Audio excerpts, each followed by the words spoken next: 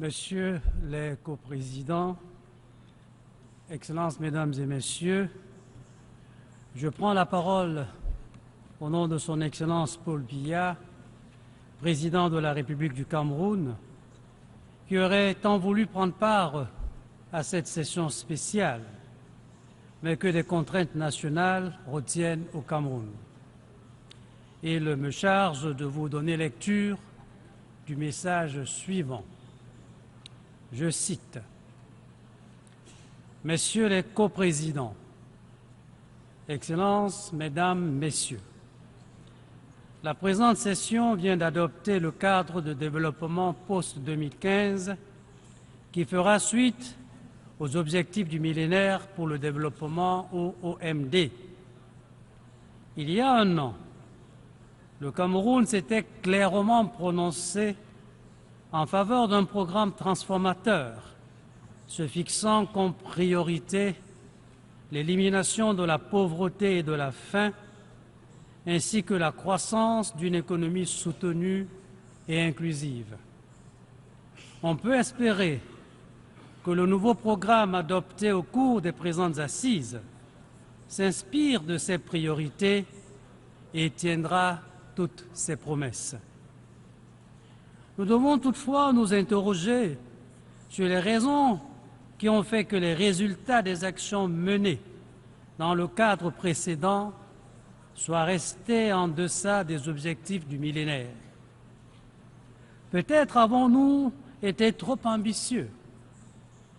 Peut-être les circonstances ont-elles été adverses. Ou peut-être a-t-on manqué de volonté politique. Quoi qu'il en soit, l'on doit reconnaître que les espoirs soulevés à l'origine par les OMD ont été en partie déçus. Cette constatation un peu amère ne doit pas nous conduire au découragement. Bien au contraire, elle doit nous inciter à rassembler nos énergies et à faire nôtre le slogan de l'agenda 2030, à savoir transformer le monde. De toute évidence, c'est par le développement durable que cette noble cause pourra s'imposer. Il lui faudra pour cela être l'expression des besoins et des espoirs des populations concernées. C'est ce à quoi le Cameroun s'emploie sans cesse, en appliquant une politique d'inclusion sociale qui se propose de ne laisser personne au bord de la route. Après 70 années d'existence, au terme desquelles le sentiment général est que l'Organisation des Nations Unies a bien rempli sa mission, il est permis de se demander si le moment n'est pas venu pour elle d'ouvrir un nouveau chapitre de son action au service de la communauté internationale. Si l'agenda 2030 est, comme je le pense, l'occasion de prendre, je cite, un nouvel engagement pour la paix, la sécurité et les droits de l'homme, fin de citation, je ne doute pas un seul instant que ce nouvel engagement reçoive l'approbation de la quasi-unanimité des membres de notre organisation. Un rapide survol de la situation internationale montrerait en effet que les changements intervenus dans le monde au cours des dernières années, tant dans les rapports de force que s'agissant des grands défis de notre époque, nécessitent effectivement un nouvel engagement de la part de la communauté internationale. L'on peut certes se réjouir de l'accord entre les grandes puissances et l'Iran sur le nucléaire, de la détente intervenue entre les États-Unis et Cuba, de la prise de conscience des dangers du réchauffement climatique et d'une meilleure compréhension des exigences du développement durable. En revanche, il y a tout lieu de s'inquiéter de la progression du terrorisme, de l'incapacité de contrôler les flux migratoires et de l'instabilité de l'économie mondiale depuis la crise de 2007 2008. Le Cameroun, pays qui a connu la stabilité et la paix pendant des décennies, est confronté depuis quelques années sur sa frontière orientale à une insécurité provoquée par le désordre régnant en RCA et à l'extrême nord à des attaques et des attentats de la secte Boko Haram.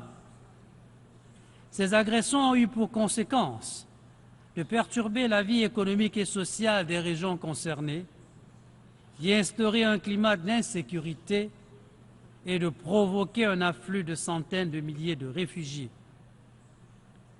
On comprendra dès lors que mon pays ne puisse qu'approuver un engagement renouvelé des Nations Unies en faveur de la paix, de la sécurité et des droits de l'homme.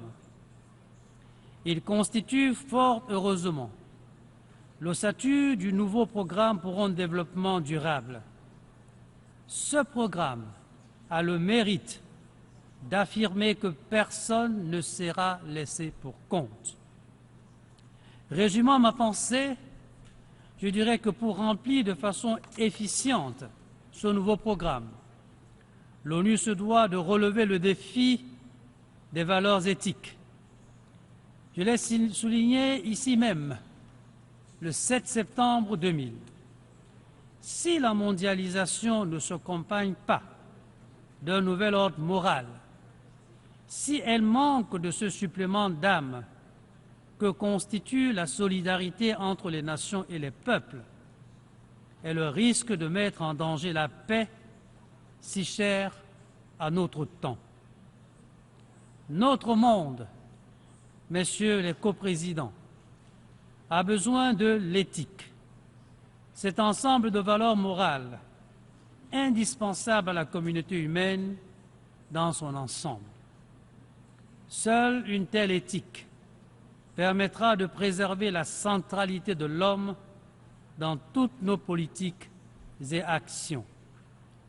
Je renouvelle ici et maintenant la proposition du Cameroun de voir créer une instance internationale d'éthique, comité ou observatoire chargé de promouvoir entre les nations et à l'intérieur de celles-ci les valeurs humaines fondamentales et universelles. Je vous remercie de votre attention. Fin de citation.